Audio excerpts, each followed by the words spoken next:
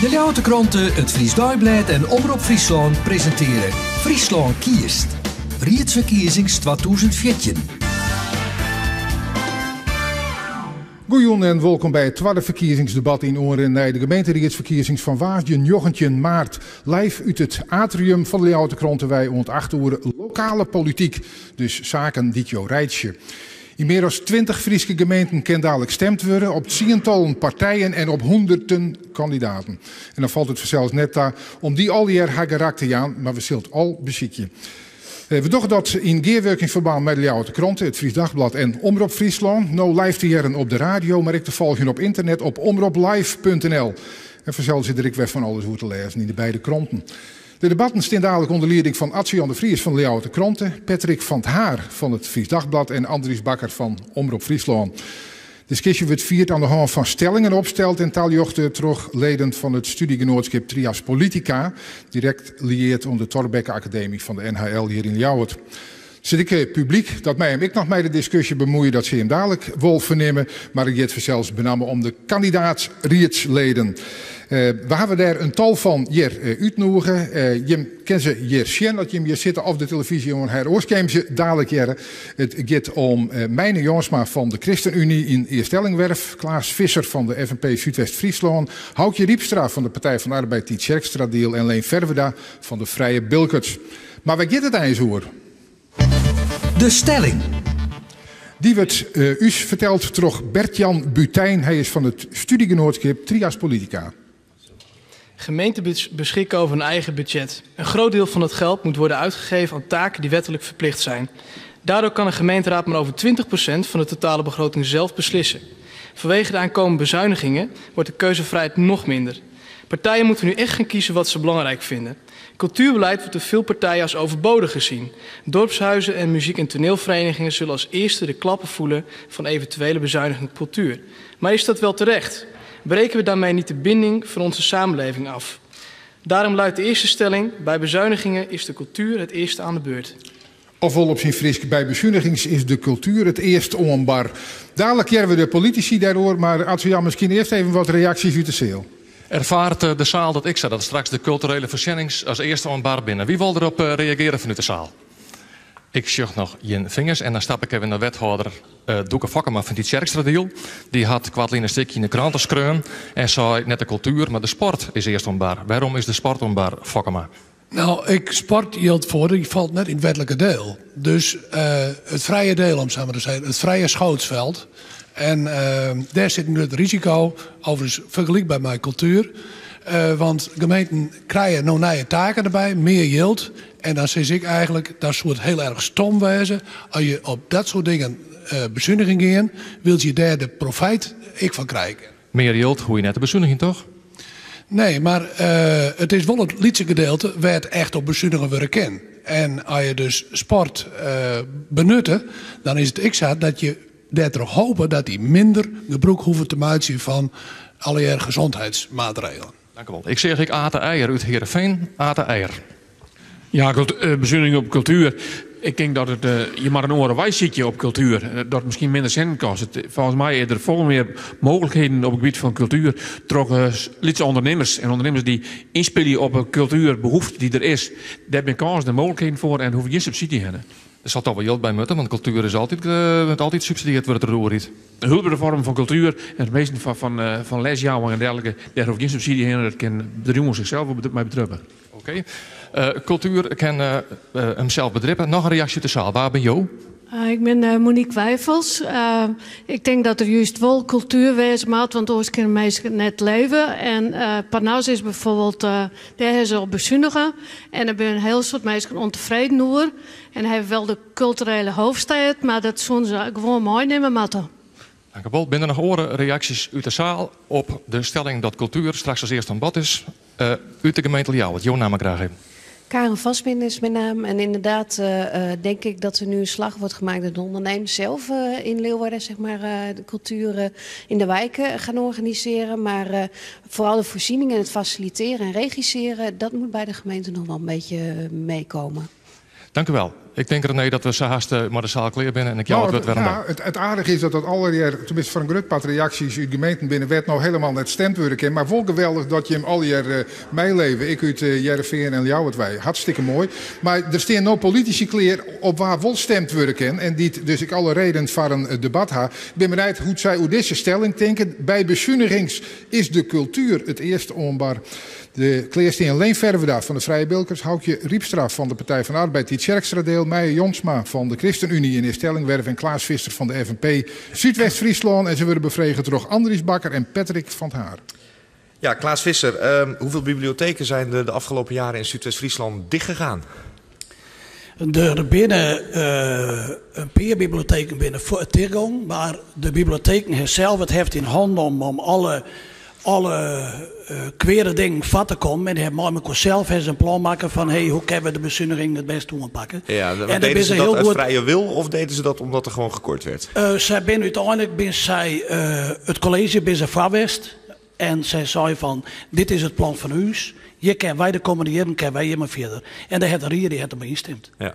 Ook in de andere 3 gemeenten van de andere gesprekspartners vanavond is het niet helemaal goed afgelopen met de bibliotheken. Houkje Rijpstra, wat is er bij jullie gebeurd? Bij u is net een bibliotheek voortbezuinigen. Maar wat er wel gebeurd is dat de bibliobus net meer riet. Maar dat hier per oorzaken. Maar een van de redenen weet ik dat €70.000 opleveren aan bezuiniging. Ja.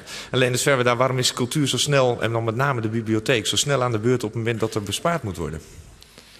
Nou, ik denk dat dat is een makkelijke. Omdat er een protsubsidie heen gaat.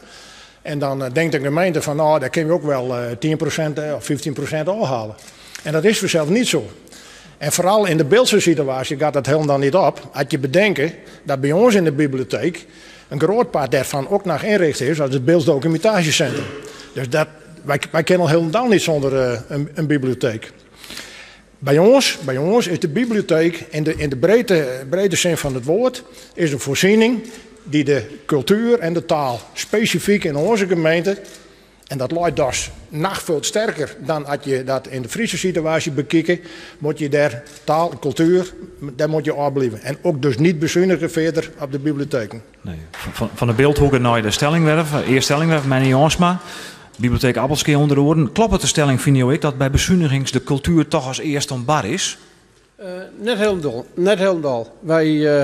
Wij proberen hele grote dingen op het gebied van de cultuur te organiseren. En dat slaagt ik redelijk. Wij hebben te maken gewoon met een muziekschool die bijna failliet was. We hebben er een coöperatie van maken. En er zijn meer leerlingen als voorheen. En het floreert heel goed. En als je hebt een stal in Oldenbekoop, je kent het al hier, dat is, in de zin het cultuurpunt van Friesland.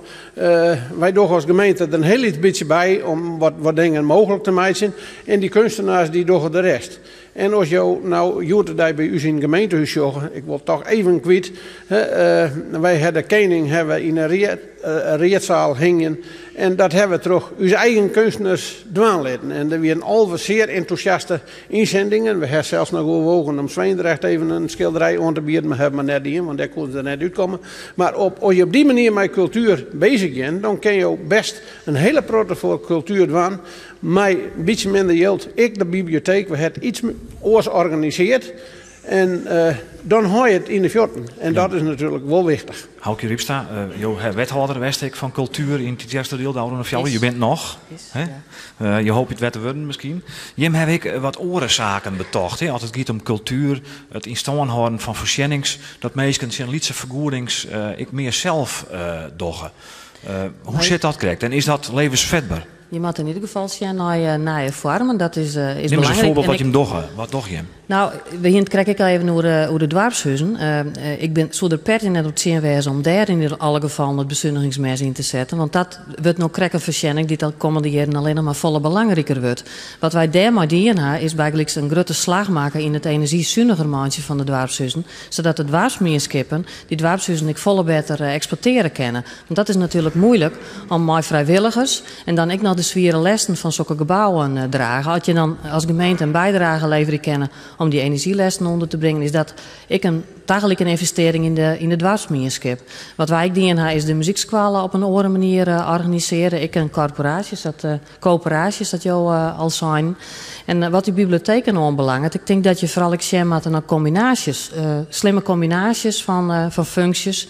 Wat we in Gietserk eigenlijk zeggen, daar is een Lietse bibliotheek.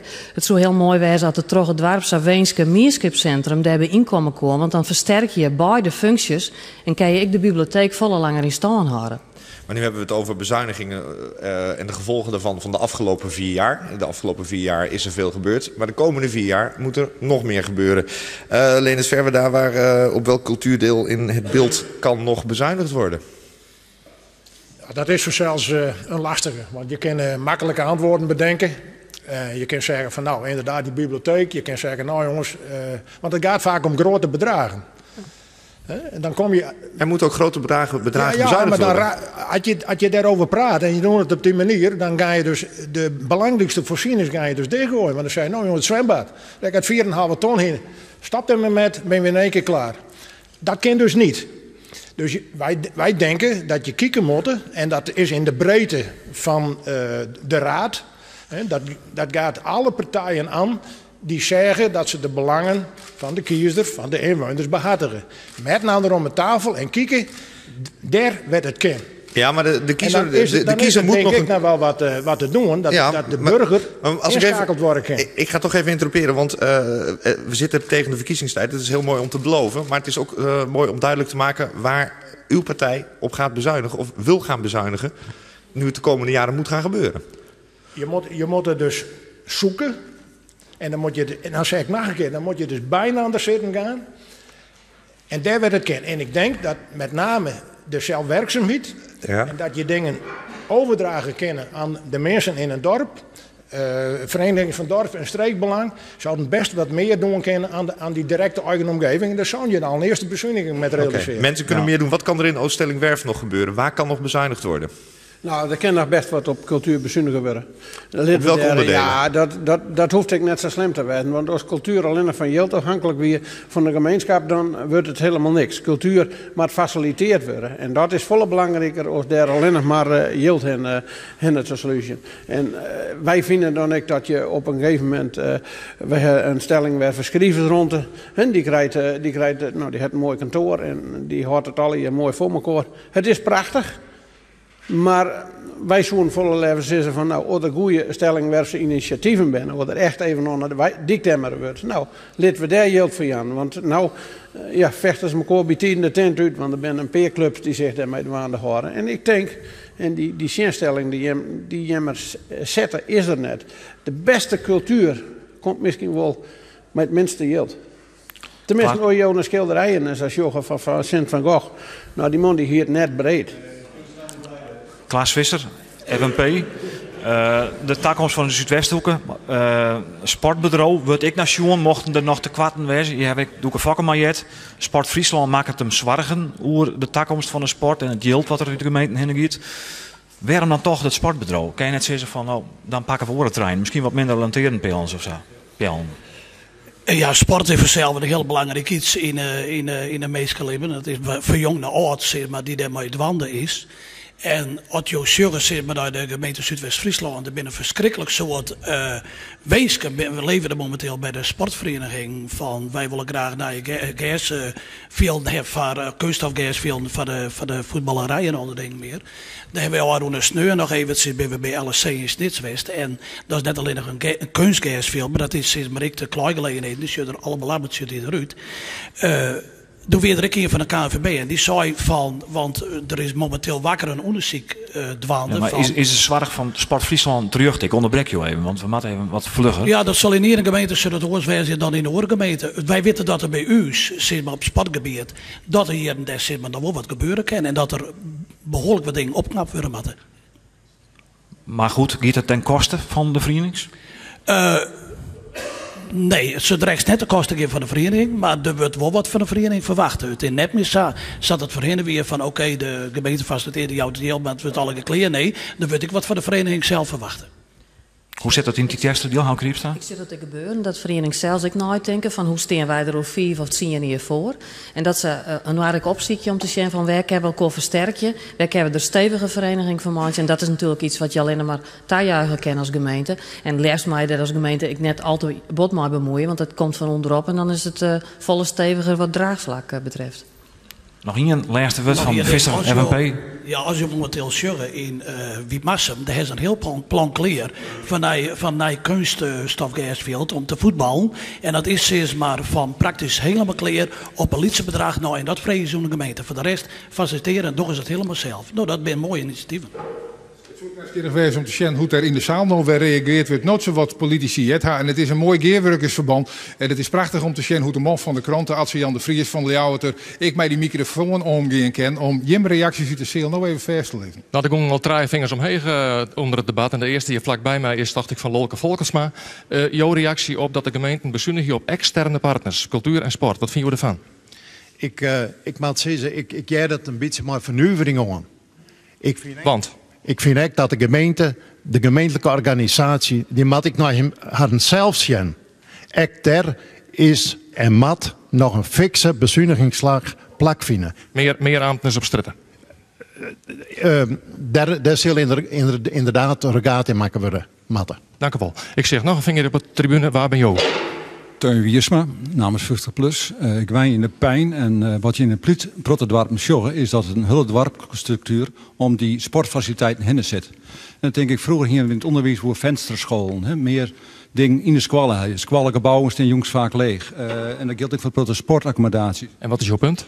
Nou, je zou volle meer onder druk krijgen, volle meer samenwerking. Dus volle meer sportpartijen, volle meer oororganisaties. Zo dan multifunctionele situaties te kennen. Om elkaar overeind te houden. Ik zeg ik nog de vinger van Doeke Fokkema, die iets voor sport en die spat overeind. Ja, nee, ik wil graag heel goed aan te jaren net bezuinigen op sport. Maar ik wil eigenlijk, ik wil eens om nog wel jaren.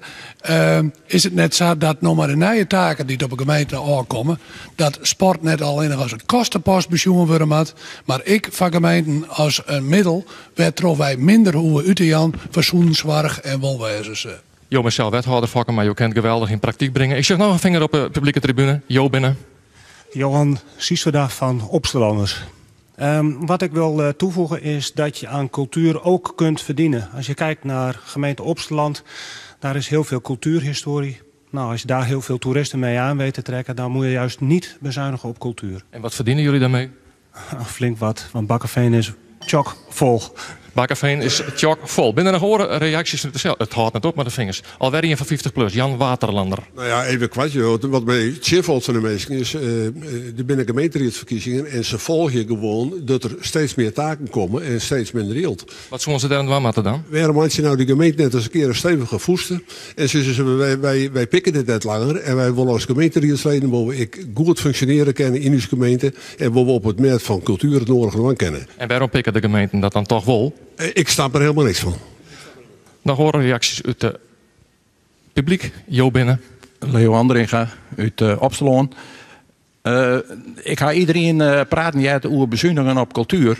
En misschien ben wij een uitzondering met de nieuwe partij in Opsteland. Wij willen meer geld aan de cultuur besteden. Maar je bent een nieuwe partij, je bent er nooit een cent uitgenomen. Nee, maar wij hadden er al wel voor sparen. Je bent er al voor sparen. Dat belooft wat van de gemeente Opsteland. Ben er nog meer reacties vanuit het publiek? Hier is nog een vinger. En Jo binnen. Romke Postma, Lisloeker van Dantem 82. Nou, ik was van een panelleden weten waarom het ze heel tijd praten over bezuinigen op vooral de hele belangrijke sport en cultuur ook wel. En waarom had ze nou net dwars te zeggen dat ze eigenlijk heel kritisch naar de eigen organisaties jokken. De FNP'er Jeroen Nijsmith zei dat ook al. Ik wou dat ze bij u in de gemeente dat ook een beetje scherper vinden. Sjoggen je heel kritisch naar je eigen organisatie voordat je hem naar boeten te snijden. Doe je hem dat dan wel in Dantem deel? Nou, wat mij betreft te min. Hij hem al meestal op straat te zetten? Nee, nog helemaal niks. Oké. Ben er nog horen reacties vanuit de zaal? Over de stelling dat cultuur en sport er gauw omgaan. Ik denk dat een nieuwsgierige conclusie uit de tribune is dat de gemeenten ook in eigen vlees snijden moeten en net te gauw naar externe factoren moeten en daarmee wil ik dit rondje afsluiten. Ja, dat zullen we matten. Er is een volle vraag gesteld aan het panel, maar het antwoord dat komt u dadelijk pas, omdat we nou echt dit blokje willen afsluiten willen. Omdat oorzaken en ik om bar komen matten. Het blokje nog heel gezellig, hè? Dus je kan daar ook wel in discussie. Maar wat ik wil onder body language van de mensen achter de desk zorg, is dat deze vraag concreet bij hun kwam. En dat het natuurlijk net zitten wil dat dat dan het enige onderdeel is dat op bezuinigen worden moet. Voor de meesten thuis, wat er krijgt bijkwam is, we binden aan met een speciaal verkiezingsprogramma. Het wordt rond 8 uur ta. Het is live op radio en omroep live te zien.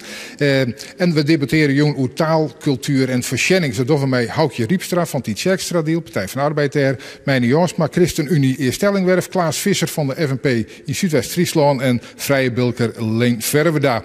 Nou, we zoomen nu benamen in op de Frieske taal en de vraag is vanzelfs wel, waar hebben we het dan over? De stelling. En daarvoor is het woord nou om Mark Dauma van studiegenootschap Trias Politica. De Friese taal en cultuur veranderen door de jaren heen. Zo merk ik dat ook op persoonlijk niveau. Ik ben een Fries en ik spreek nog steeds Fries. Echter kies ik ervoor om me in het Nederlands uit te drukken en voor te stellen. Zo merk ik dat ook vaker om me heen. Wat betekent dit nu voor de toekomst van de Friese taal en cultuur?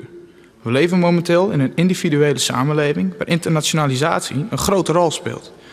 Biedt dit wel voldoende ruimte om er een eigen provinciale taal en cultuur op na te houden? De stelling luidt dan, het Fries kan wel verdwijnen uit het officiële circuit.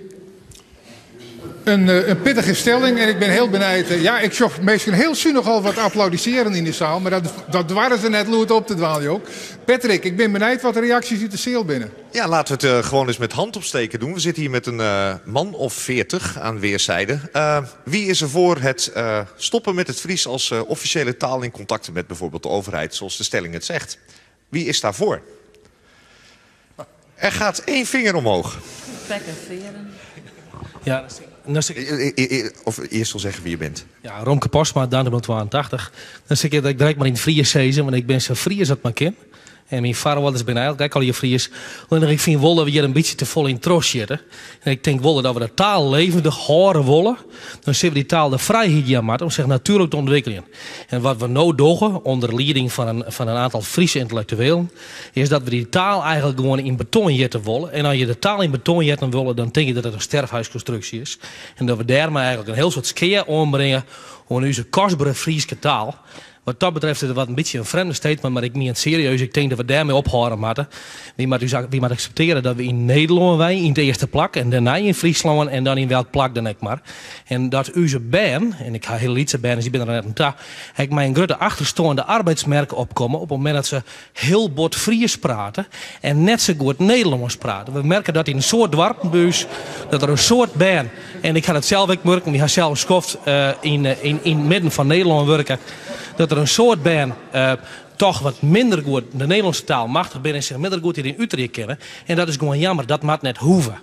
Ik hoorde u zeggen schandalig. Wie bent u en waarom is het schandalig? Tjeerd Peres van de gemeente Menamere-Diel. Ik ben rietslid. De Friese taal is mijn taal en daar gaan we voor met elkaar. Het is de taal waar ik me in Utrecht ken. En waar ik een hele grote mensen zich hier in deze omgeving in Utrecht kennen. Er zijn meerdere onderzoeken naar West van verschillende squallen. In het dwarpwerk, ik weet niet, is een tweetalige squallen. Daar komt heel duidelijk uit naar voren dat mensen die meertalig opgevoerd worden, in ieder geval zich in alle talen goed ontwikkelen kennen. En dat komt helemaal net overeen maar wat deze meneer ze net beweerde. Dat is een beetje wat populistisch en dat mag in de verkiezingstijd. Maar dat is behoorlijk overdreven. Het is uw taal en daar mag we maar voorop komen. Het is ook een stukje cultuur waar we een duidelijke basis in hebben en daar mag we maar voor gaan. Ja, nou dit is duidelijk even een punt werd hoe discussieerd worden kan. En dat komt mooi uit, want dat is eigenlijk het doel van deze bijeenkomsten. Het Fries kan wel verdwijnen uit het officiële circuit. We praten er terug met de politici aan tafel. Klaas Visser, Houkje Riepstra, Mijne Jongsma en Leen Verweda. En deze ronde worden ze bevregen terug Adriaan de Vries en Andries Bakker. Ja, Mijne Jongsma van de ChristenUnie Stellingwerf. Wat vind je van die stelling? Ik vind een stelling die net doogt. Als ik naar mijn eigen situatie zie, ik heb de 18 Ria Aulijn in het Fries, maar wij zitten in Stellingwerf. Heel Drenthe, dus ik en een hele grote van mijn kiezers ben toch van Utens, dus ik praat altijd in het Hollands. Maar ik denk dat het Fries is de tweede rijkstaal. Ik denk erin. En ik wil voor strijden. Aan de andere kant is het wel zo. Ik ben mijn Famke uit Greensland trouwd. En die praat net een woord oorlogsgrens in huis. Dus ik ben eigenlijk redelijk meertalig. En het is voor mij net een speerpunt of zo. Als je me elkaar begrijpen. Dat is het allerwichtigste. En ik ben hier een gastjoen en daarom heb ik ervoor gekozen om mij in Fries te uitdrukken. Leen Verweda van de Vrije Bilkens, kennen jou eigenlijk wel Fries? Zeker. Als dat moet, dan ga ik sauer op het Fries. Wij zijn als Bilkens ook meertalig. Hè. We hebben dus het Nederlands en het Fries en het Beels. Geen enkel probleem. Ga je met een officieel Beels taalbeleid op het gemeentehuis? Een officieel Beels taalbeleid? Wij hebben een taalbeleid wat niet hoorbaar is. Spijtig genoeg. Okay. Dat is het trieste ervan. Ja, wat het Fries betreft, waarom zou de oerhiet nou mensen stimuleren met om Fries te praten? Maar die mensen dat net zelf weten, ken dat net gewoon uit die officiële circuits wij? Ja, maar het begint bij de navelstreng. Hè? De mimmentaal. Dat wordt niet zo voor de flauwekul wordt dat uitdrukt. Dus het is wat je met geven wordt. Het is de wortels ook met de grond. Nou, en ik denk dat wij hier in de Friese situatie en ook in de Beelse situatie, en we horen ook uit Friesland weg, dat er veel waardering is, stellingwerven moet ik dan ook nog even noemen, dat je die eigenheid van die taal en dat gebied, dat staat niet ter discussie. Daar moet je helemaal niet aankomen. Wat wel belangrijk is, we moeten elkaar wel verstaan blijven. Klaas Visser van de FNP. Dat is belangrijk. Dat is belangrijk. Klaas Visser van de FNP. Zuidwest-Friesland. Neemt je gemeente, nemen überhaupt Friese gemeenten het Fries wel serieus? Want iedereen zei wel, het Fries is belangrijk. Maar wat doet de gemeente eraan? Ik zie dat onze gemeente er heel weinig aan doet. Er wordt alle jaren een bepaald bedrag uitlutsen van het Fries. Maar aan het eind van de rit leidt hetzelfde bedrag altijd nog op de planken. En er worden een paar cursussen worden we jong aan de ambtenaren, maar de ambtenaren doen dat virus ik niet heb mooi. Hoe kan dat dan? Aan de ene kant wel zeggen dat het belangrijk is en vervolgens niet dan wel. Het is gewoon, en daar merken wij bij u van, het is ten eerste een college. Die maakt heel positief zijn hoe het Fries staan. Als het een vrede worden, is er heel positief staan, dus maar van de rest, dan zul je er weinig van. En dan ben ik de harde van de afdeling. Die maakt een ambtenaar sturen dat ze steeds maar gewoon meer het Fries broeken maken. Het leeft net bij het gemeentebestuur in Zuidwest-Friesland, CCO. Nee, maar leeft het wel bij de burgers op Strutten? Het leeft bij de burgers op Strutten, leeft het wel. En ik bedoel, als je nou zegt, maar ik weet dan niet steeds. Oké, dan hebben we het Snekers hebben daar ook nog een beetje natuurlijk. Maar ik bedoel, als je daar nou dat wij de terug, ik ben de voorzitter van de toneelvereniging daar, dat we nog haast al een 2000 leden hebben. En dat komt terug uit Bonte Sneker aan, maar vooral ik trots het Friese toneel. Maar er lopen nooit mensen onder bel. Ik net bij u van, wij bedoelt dat Frieske Jilt uit de gemeente Zuidwest-Friesland. Wij bedoelt dat. Mensen die litten dat net jaren. Hoe kan dat? Hoe bedoel je? Nou, de laat Jilt kleren, het wordt net opmaken. Maar we jaren helemaal geen protesten dat zien. Nee, nou ja, ze is af hier. Ze komen dus wel bij uw partij, komen ze wel bij meer partijen, komen ze wel. Als je nou beginnen, dat wij een maand alleen pas de notitie Fries ondernamen hebben. Hebben we fjouwer hier, hebben we erop wachten. En dat we voor hen is net zal hebben we de Tollewier hebben erop wachten. Wils in alle gemeenten notities Fries kan de kleer lezen die ze onpassen kunnen ondernemen. Maar het zit er net in, het spijt us. Ja, dat is de juiste wil ik zo houden. We hebben wat kwart. Ken je net een beetje voor stellingwerf? Ja, nou, de stellingwerf, dat is, ik krijg al zijn, de vechters om Jilt en ze willen van alles ermee doen, maar ze krijgen wat meer van de gemeente. En dat is een hele mooie taal, stellingwerf. Ken daar net wat van Jem naar Usta. Wij hebben er wel besteding voor. Nou, dan kunnen we beter, jongens, maar nou, dan kunnen we beter naar de sportvereniging staan. Maar, aan het eind van de rit, het Jilt komt altijd wel bij Friese producties en wat bij toneel worden. Houke Riepstra. Tiet Jersterdeel, PvdA. Jo het giet vlugge klap in, hè, met Friesk. Ja, en ik moet ook eerlijk zeggen dat de griezen mij hoe de grauwe gaat bij de woorden van meneer Posma. Want het Friesk is in alle gevallen een belangrijk deel van mijn identiteit. En ik van u als Friezen. En het is juist helemaal geen handicap om daar maar grutbracht te worden. Het is juist een cadeautje dat je tweetalig grutbracht worden. De meeste mensen in de wereld binnen tweetalig. Het is echt eer als je je behind het daarin. Spietig. Maar missen de Friese gemeente net te bot de doelstellingen die je hem had? Bijvoorbeeld zoveel ambtenaren, waar we in zoveel tijd Fries praten leren. Met zoveel procent. Ja, ik leeuw heel bot in de tactiek van verliezen en uitdagen, wat het Fries kon belangt. Wij verliezen uw ambtenaren om zo volle mogelijk cursussen Fries te volgen. Ik zo volle mogelijk stikken in het Frieske aan te leveren. We hebben een overeenkomst met de provincie sluiten en met een aantal andere gemeentes dat we een briefje in het Friesk. Je hebt zelfs ik mailen onder. Dat bezieken ik zo consequent mogelijk vol te houden. Ik ken net steeds dat het altijd bad. Maar we bezitten dat wel zoveel mogelijk te doen. En daarnaast, als we weer even op cultuur weer rondkomen, maar net heel veel grote bedragen kan je toch wel heel veel, wat het Fries betreft, van krijgen. Nou, wij hadden deze zomer de eerste Friese opera in Burgum. Daar hebben wij een stimuleringsbijdrage aan jong. Maar dat is wel iets heel groots voor uw taal. Dus wat dat dan gaat, het doet net heel veel geld te kosten als je maar een positieve taalhouding hebt. Dat is het allerbelangrijkste, denk ik. Binnen in Friesland het eerste vaak de oerheden die zich druk maken om het Fries en de burgers die eerst net oer. Is dat net zo? Net zo? Nee, in alle dorpen van dit eerste deel hebben ze wat een toneelvereniging die het consequent in het Fries uitvieringen houdt. We hebben een Ieper Loftspel. Er zijn zoveel initiatieven. Verder we daar? Nou, kijk, wij zijn op het beeld en de gelukkige omstandigheid dat binnen het onderwijs cursussen volgd worden om de kinders op een lagere school ook in het beeld les te geven. Wij maken dus ook van de provincie op het beeld, maken de scholen in plaats van het uur Fries, maken dus beelds geven. Een probleem was dat de onderwijzers die beeldstalig waren, nou die binnen op een gegeven moment ben die vertrokken, ben met pensioen gegaan. En gelukkig, 2 weken geleden, binnen de 10 onderwijzers, 9 vrouwen en 1 man, hebben we de cursussen gevolgd om de kinders op een lagere school ook de memetaal bij te brengen. En er is dus aan de basis veel waardering voor die taal. Want die kinders kennen dat heel makkelijk. Ik krijg ook al gezegd, heel makkelijk die 3 talen aan. Maar dat de oerhit het organiseert via het onderwijs gebeurt het dus net. Nee, er is wel een stimulaas.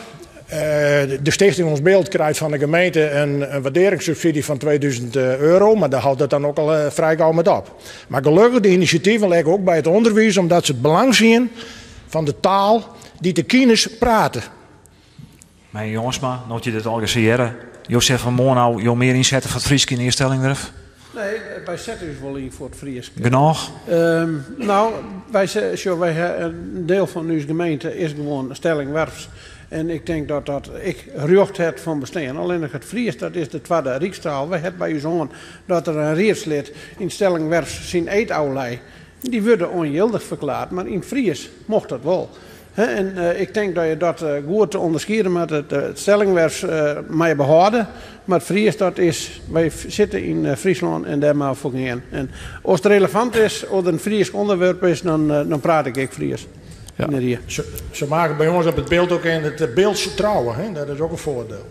En blijven die huwelijk een heel lang goed in stand? Ja, de trouwen. Ben je al langer trouwd als in het Fries? Alter uit de zaal, wij misschien wel in het Stadsfries, in het Beels, in het Stellingwerf, in het Fries of in het Hollands op reageerd wordt. Patrick, daar wist ik zo meertalig had het maar ken. Ik zou zeggen, vondel je maar op. Ik doe het vandaag even in het Nederlands. Gewoon omdat het kan. Hier werd al heel veel en heel druk gezwaaid. Kun je je eerst even voorstellen en de reden waarom je naar mij zit te zwaaien? Ja, Lucas Kuipers, student bestuurskunde. De stelling was duidelijk van, er moet geen geld of minder geld naar het Fries toe. En ik hoor hier alleen maar, maar dan wordt het wegbezuinigd, het Fries gaat weg. En dan is het Fries opeens bestaat niet meer. Dat hoor ik hier bij alle 4 de mensen die hierop reageren. Maar als het Fries zo'n sterke, trotse taal is, dan heeft het toch geen ondersteuning nodig. Dan is het toch een taal die op zichzelf kan staan. Ik vind het een hele mooie taal en ik vind ook dat het moet blijven. Maar wegbezuinigen is helemaal niet in orde. Ja, maar dat geldt ook voor het Nederlands. Er gaan meteen alweer wat vingers omhoog. Ik ga even naar Ad van der Kolk, die zo meteen ook naar voren komt. Maar alvast even voor zijn beurt wil spreken. Ja, ik kan het weer niet laten natuurlijk. Ik ben Ad van der Kolk van Totaal Lokaal, ja. En mijn buurman die neemt woorden uit mijn mond. Dan moet je dat ook met Nederlands doen. Dat spreekt ook iedereen. Dat is natuurlijk een non-opmerking. Want wat is het budget van Zuidwest-Friesland voor stimulering van de Nederlandse taal? Voor de Nederlandse taal? Ja, dat gaat van het Rijken, dat weet ik niet. Nee, maar het budget van Zuidwest-Friesland voor de Friese taal blijft op de plank liggen. Ja, nou niet omdat wij dat willen. Als je kijkt naar, dat werd net ook al gezegd, de manier waarop je je kunt uitdrukken, als kind al en als je groot wordt, dat is heel belangrijk. Als ik Fries hier cultuur zou noemen, dan zou ik buiten een beetje moeten oppassen als ik wegloop. Maar op cultuur bijvoorbeeld, wat net zo belangrijk is, ja, ik probeer de link te leggen ook naar cultuur. Dat is een manier om je uit te drukken. Een taal is een manier om je uit te drukken. Toen ik hier kwam een aantal jaren geleden, heeft dat een hele diepe indruk op me gemaakt. Omdat je ziet dat de manier waarop onderwerpen worden benaderd, of waarop het leven wordt benaderd, door die Friese taal, die is anders dan een Nederlands. Als je het Nederlands op een Nederlandse manier benadert. Dus ik vind dat je als Fries trots moet zijn op die taal. Je moet trots zijn op de manier waarop die tot rijkstaal is geworden. En dat moet je ook duidelijk maken. En ik denk ook dat juist dat ook een deel van de aantrekkingskracht is van Friesland. Dus wees trots op jezelf en wees trots op die taal en stimuleren die handel. Trots en stimuleren. En ik probeer in de achteruit over een tas heen te stappen. En ik zie nog 1 vinger en dat is de laatste. Nou, krijg wilt u beginnen met uw naam? Ja, Teun Wiersma. Ik ben een Fries uit Utens. Ik praat zowel Hollands als Fries. In beide talen volgens mij lieke goed. Maar wat ik altijd jammer vind in dit soort discussies, dat het bij de vasting komt dat je een oor uit sjoegen moet en het kader van verplicht. Je moet niks verplicht stellen, ik naar Amtersnet. Het gaat erom dat je maar kan communiceren kennen. En dan maakt het, eerlijk wezen, de taal eigenlijk niks uit. Dat iedereen gewoon zijn eigen taal broeken. En dat betekent dat een Hollander in het Hollands, maar een Fries in zijn Fries en omgekeerd praten kan. Dat is het belangrijkste. We hebben elkaar best begrepen net. Absoluut. René.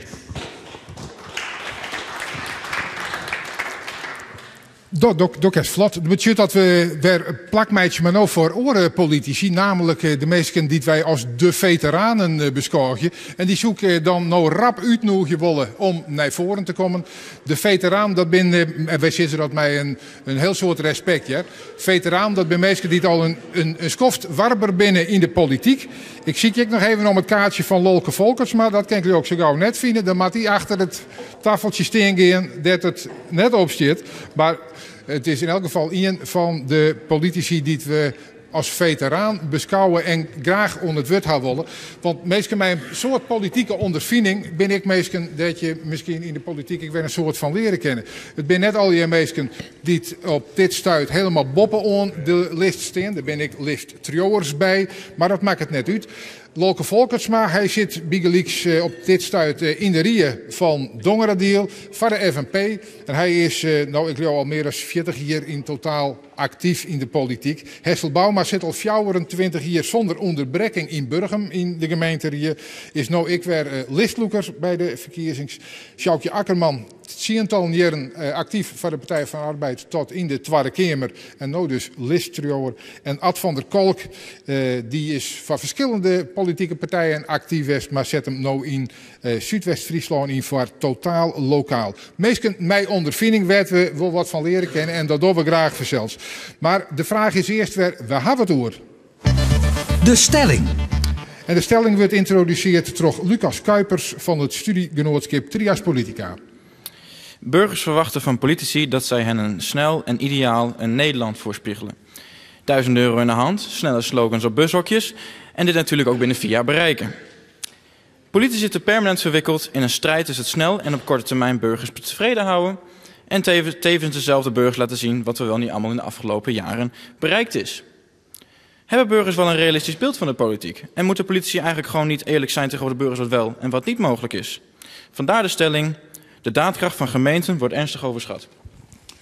Nou, daar kan je het dan mee dwaan. De daadkracht van gemeenten wordt ernstig overschat. Eerst maar wat eerste reacties waar u te zien. Andries Bakker. Ja, dan zullen we even zien, want er moet vanzelf reactie op komen. De functie van gemeentebestuurders en gemeenten wordt overschatten. Waar wil er wat op zitten?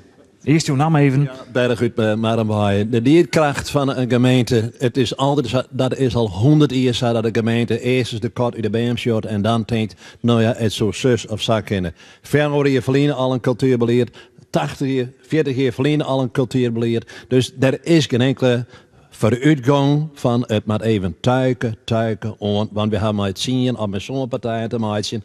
En alle partijen hun eigen mening, onder eens een keer wat barremat, maar het wordt zo lang. Dus die kracht, dat is heel goed 30%. 30% zegt jou, wil daar op reageren? Aad Eijer, FNP. Nou, dat scheelt heel veel per gemeente. Ik zou je voor een paar mensen van de Ofteland zitten. En ik kom zelf uit Jarreveen. En Jarreveen had de deksel op de neus gekregen. Maar dat is wel een dichtkrachtige gemeente geweest. En ook naar Ofteland, joh. Ik lees er door iets in 2011 hier iets van een Green Long. En dan moet ze een beslissing nemen. Het Polderhaardkanaal is in 2012 begonnen. Ze gaan een groot postgebouw hadden al jaren steen en werd nog een keer aanbrusten. Dat is een gemeente waar geen dichtkracht in zit. Maar binnen gemeenten waar wel dichtkracht in zit. Maar die krijgt zo'n deksel wel op de neus. De lookalike van Willem-Alexander. Jongens, zien we daar van Opstelanders. Die moet er wel wat op zitten, hè? Ik zal er even bij komen. Ten eerste moeten de feiten wel kloppen. De Groene Long, die beslissing is al lang genomen. Ik heb net de volop inhoud op dat soort zaken niet. Maar even waarom naar de stelling. Van de daadkracht van gemeenten is ernstig overschat. Nou, er zit wel een kern van waarheid in. Ik vind wel dat, zeker bij onze gemeente, dat er nog wat aan daadkracht mist. Maar je moet niet zwaar gaan overdrijven. Het is niet dat we achterover liggen van vakantie en zo. Nou, dat zijn mooie woorden, denk ik, om over te gaan naar het panel. En dat bestaat uit Local Volksma, FNP Dongeradiel, Hesselbauma, gemeentebelangen Tietjerksteradiel, Sjoukje Akkerman, Partij van de Arbeid, Smellingenloon en Ad van der Kolk, Totaal Lokaal Zuidwest-Friesland. De peterend staan onder leiding van Patrick van 't Haar en Adriaan de Vries. Ja, er kan een soort dierkracht wezen, maar dat ken ik hele verkeerde dierkracht wezen. Wat is nou, Volkersma, bij jou het beroerdste besluit geweest wat de gemeente in jouw politieke carrière genomen had? Het beroerdste besluit? Nou, ik maak ze nou 4 jaar deel uit van een gemeente van Dongeradiel.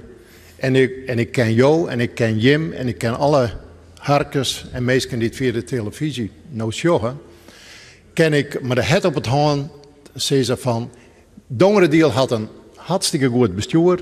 De FNP zit al tolen weer, misschien ook al langer, in het duistere bestuur. De mensen met al hier eerst maar in bezuinigingen. Wij hebben hele goede besluiten om in ons bestemmingsplan stiert heel concreet de mega-turbine windtribunes ben uit te bouwen. We hebben goede verschijningen. Dongeradeel is helemaal perfect. Van der Kolk, Zuidwest-Friesland, Ixa, geweldig. Nou, daar ben ik minder over te spreken, ja. En over het algemeen vind ik de stelling wel heel erg goed. En vooral als je kijkt naar wat er in de toekomst, met name volgend jaar, op ons afkomt, denk ik dat het misschien zelfs wel als een deugd wordt gezien door Den Haag. Dat juist de raden, naar mijn idee, te meegaan zijn. Dat werd hier vanavond ook al gezegd. Het verbaast mij ook ten hoge mate dat er gewoon niet... Jan die had het geloof ik over dat die gemeenteraden niet eens met z'n allen via de VNG... en ik heb het in de Provinciale Staten destijds ook al geroepen... dat ze niet eens gaan protesteren en eens een keer van hun kont afkomen... en zeggen van, wij kunnen dit gewoon niet aan, dat beleid wat erop afkomt... want alles gaat eronder lijden. En de gemeente stelt... ja, we moeten het ermee doen, want het komt op ons af. Nou, ik vind dat eigenlijk ongehoord. Sjoukje Akkerman, je bent van de Landelijke Partij, je hebt Kamerlid geweest. Zou dat helpen, zo'n protestieve houding van gemeenten richting Den Haag? Volgens mij hij zei dat ik wil dienen. Maar uiteindelijk is het wel zo dat het Rijk zei, dit ben de centen en dat mij hem er verdwijnt. Dan proberen ze daar wel wat aan te verhoren. En er is ook wel wat aan verhoren. Maar toch geen gemeente met akkoord. Maar je moet het ik al is het in het geval van die 3 decentralisaties net altijd lekker makkelijk. Maar je moet het een beetje als een uitdaging zien. Want ik ben altijd voorstander geweest van... als je gemeentelijk politiek bedrijven willen, dan moet je wat schillen kennen. En dat betekent gewoon dat als je, laat ik maar zo zeggen, de pot met geld die je krijgt aan versteende dingen uitjaarmaten, op de manier dat het Rijk het wil, dan kan je eigenlijk niks schillen en ben je gewoon uitvoerder. Maar als je mij de decentralisaties ik schillen kennen van, zouden wij het, of zouden wij het, dan kun je als politieke partij... als je ergens verstehen willen, profileren, om het zo maar te zeggen. Van der Kolk. Ja, dat is zo. En ik ben het daar ook zeer mee eens. Dat moet je ook proberen. Maar uiteindelijk is het ook zo dat als er een wet wordt gemaakt... U zei het net zelf al. Als er een wet wordt gemaakt in Den Haag, dan kun je hoog springen, laag springen. Dan heb je niks meer te vertellen. Dan moet je dat gewoon uitvoeren volgens de wet. Of je kan zeggen, we doen het gewoon niet, want het is niet werkbaar. Die kans kunnen we zeggen. Nou, de discussie op zich is heel nieuwsgierig. Wat ik zeg wel, decentralisatie, meer voeren naar de gemeente, dat is natuurlijk een heel belangrijk iets. Want ik ken de inwoners van een gemeente, die ken ik echt hoe beslissen. Maar wat het slimste is bij de decentralisatie die het nou plakvindt, het is een decentralisatie net niet eens maar sletten beurs, maar een enorme kwatting. Alleen nog al in Dongeradiel betekent dat 2,5 miljoen. En waar worden de dupe? En daar wil ik zien protesteren. En dan zullen we minder zien protesteren moeten. En dat kan op 9 maart. Want dit beleid. Want waar worden de dupe? Neem de jeugdzorg. Neem de ouderrein. Al die mensen die dreigen in de kniepen te komen. En ik vind dat kan in een beschaafd land als Nederland. Maar dat net barren dat de mensen met een behinding. Door de financiële minder bijdragen aan een gemeente in de kniepen komen. Daar moet er geen opkomen. In het debat vorige week waren hier nog 4 kandidaten die zeiden van het gaat allemaal wel meevallen met die decentralisaties. Dat zal zo'n vaart niet lopen, wij hebben het goed voor elkaar. Hesselbauma, u bent wat stil, ze zitten wat stil tussenin. Stille wateren, diepe gronden. Ik zou graag van u een klappen eroverheen willen. Nou, ik krijg even de luistering van de wordt zijn van de gemeenten hebben niks dien, de gemeente Rieden hebben niks dien. Ik ben het wat dat betreft wel een beetje met mevrouw Akkerman is dat vanuit de VNG waar wel degelijk actie ondernomen is. En ik denk dat mij vanuit wat er van de gemeenten komt, op dit moment in Den Haag, hoe sommige punten nog steeds twijfelen wordt van, maar het nou wel of maar het nou net. Die twijfel, dat ze die er hebben, dat neem ik eindelijk een stukje zo'n verstaan. Want de bindingen, die zoen ze net, wat wij dus zeggen, hoe de schutting gooien, maar naar de gemeenten daar. Want, dan ben ik me volgens mij eens, de gemeenten die worden er duidelijk minder van. We moeten allemaal hetzelfde opnieuw uitvinden. Elke gemeente voor zich, maar nee beleid meisje op verschillende punten. We zitten er allemaal te worstelen in, van hoe maar wat ha. We krijgen aanstaan de uitviering nog, dat wordt de tweede slag. En uiteindelijk, uw burgers worden er beslist net beter van wat Den Haag maar u voor had. Dat ben ik helemaal met volgens mij eens. Ja, voordat dit oren... Ik wil het heel duidelijk stellen. Het kan toch net zo wezen dat uw jongeren die in de kniepen zit, ouderen, die net niet eens in het verzwaringstehuis, maar ze moeten betekenen haast heel deerwijze aast voordat ze in een verpleeghuis komen. Dat kan in een staat als Nederland, dat is geen beschaving meer. Dat mag wij net gebeuren. Maar waarom zeggen de gemeenten dan niet gewoon van Rijk, toedeledokie, we doen het niet? Ja, correct. Ik ben er heel duidelijk in. Het antwoord is gewoon een kiezers op een joggetje maat. Nee, maar... Dit is... Ja, lid tongeriëntjeren. Nee. Aankeuren. Dat is Larikoek. En ik dacht dat het lokale verkiezingen waren, dat het dus niet over het landelijk beleid gaat. Maar mijn vraag blijft staan. Waarom zeggen gemeenten dan niet op een gegeven moment van Rijk, hartstikke leuk met die 3 decentralisaties, maar nu even zonder ons? Mevrouw Akkerman had het ik al zijn. De gemeenten zijn inderdaad via de VNG dwanden om dit beleid aan te keuren. Ze keuren het ik al. Alleen nog het Rijk, het regeert, dat hark het nog net voldwanden. Het wordt is onder kiezer, zei Volkensma ze krijgen. Er wordt een diepte record verwacht qua opkomst op het jontje maat. Ben je net interessant genoeg voor de kiezer, mevrouw Akkerman? Interesseert het de kiezer net? Wat is er aan de hand? Nou, ik denk wel, als ik mensen op het dik aanspreek, of ze spreken mij aan, eigenlijk zijn ze altijd politiek bezig. Eigenlijk gaan ze alle jaren uitspraken die met politiek te maken hebben. Maar ze gaan net stemmen. Hoe komt Maar ze gaan net stemmen, omdat zij ze mij in elk geval. Het is leert om het ijzer, het is neer om hakken. Het is altijd hetzelfde. Ze pankoekbakken er maar wat om. Ze sluiten compromissen. Dan weet ik nog niet waar ik aan het ben. Nou, ik kan nog een hele rits opnemen. Ja, maar dat het dan zo slim is dat Volkensma zei. Volkensma, waarom gaan de meesten net naar de stembus? Wij hebben hier de hele dag met een 4-tal mensen door en door geweest in Dongerendeel. We hebben persoonlijk hebben we ons boodschap gebracht. En dan schrik je er inderdaad van, mensen zeggen, we gaan net te stemmen. En waarom net? Ze doggen maar wat daar in Den Haag. Er wordt net naar eens luisteren. En in de gemeentehuizen. Ze doggen maar wat. Dat jaren we net. Ik ben er... Wat ben gemeentelijke verkiezing? Ja, ik ben er heel eerlijk in. De burgers, ik denk dat inderdaad het stemgedrag op Jorretje Maat een anti-Den Haag-loed wezen zal. Hesselbauma, de kiezer bleef thuis, 6 jaar. Daar hij natuurlijk het punt, Josijn van de meesten die komen net, want ze doggen maar wat in Den Haag. Ik denk dat ik een punt is. Als wij nou eens zeggen naar de gemeenteraadsverkiezingen, waar bemoeien zich het meeste ermee? Waar gaat de grootste debat op televisie op dit moment? De Haagse politici. De Haagse politici die praten op dit moment over de gemeentepolitiek. Ja, maar dat ze moest naar Moelen daar eens een keer dicht houden. Daar zit de pers die zit erbij. Jim hebben hier nou de meesten Friese gemeente. Jo zit al heel lang in de rie en steeds wordt die opkomst maar leger. Laat het net door hemzelf. Bij muziekjes erbij te krijgen, je doggen van alle mogelijke middelen, maar het is inderdaad een rampzalig iets dat de mensen samen naar de stembus daar willen. Van de Kalk, maar je kan het niet oorsjen, hè? Je kan echt weer, als je het oorsjoggen, dan bij ons in de gemeenterie is het zo dat op het moment dat er wat op het spul staat, dus dat het hun zelfs aangeeft, dan komen ze massaal.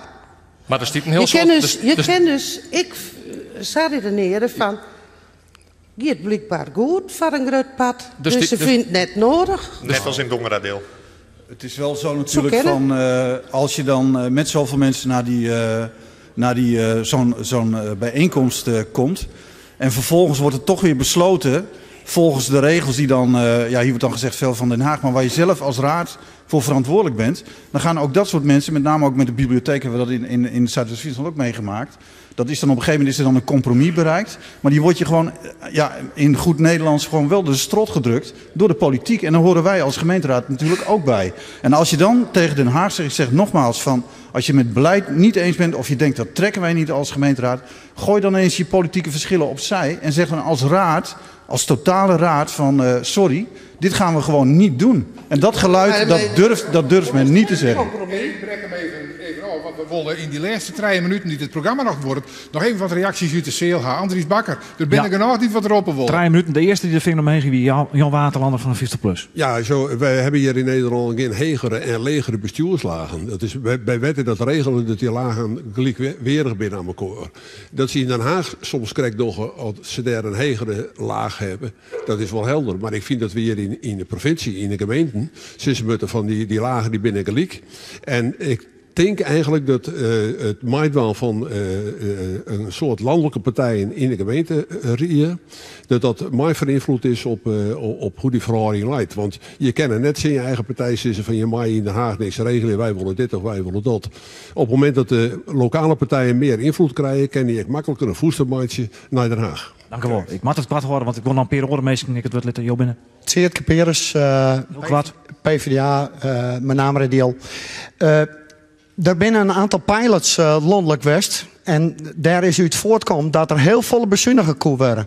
Volkensma die houdt het beeld dat dit al je ten koste van iedereen gaat. Maar de meesten die bij die pilots belutsen wien echt de cliënten, de burgers die de zorg krijgen moesten.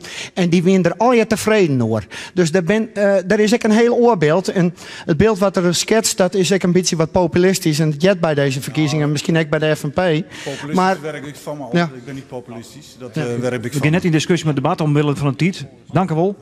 Heel even hierin. Rolf Vogelsang, Partij van de Arbeid Opstelaan. Dierkracht in de politiek had ik alles te krijgen met versplintering. Kiezers ben net gek. Als in Lelystad 16 partijen mij door de verkiezingen. En in Soest begint een mevrouw een partij om voor de rhododendrons op te komen. Dan best ik gek natuurlijk. Als naar de stembus geest.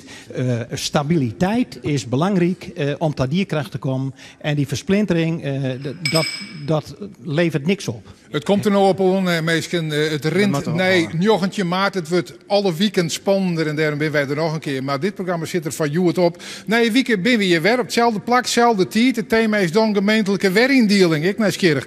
De veteraan ben er dan in alle gevallen. Ik wil, en Jo misschien, ik wil publiek is weer van het welkom. Zorg je dan dat je hier om jou zo'n beetje binnen. In het atrium van de Ljouwerte Kronten dus. Van Joet, mooi dat je maar weer en Woltuus. Wil je me eens waarom zien? Dat ken ik nog. Nou snijn op de televisie. Om 9 uur, om 1 uur en om 4 uur middags. Ben ik nog eens op de televisie. Graag een nieuwe weekend.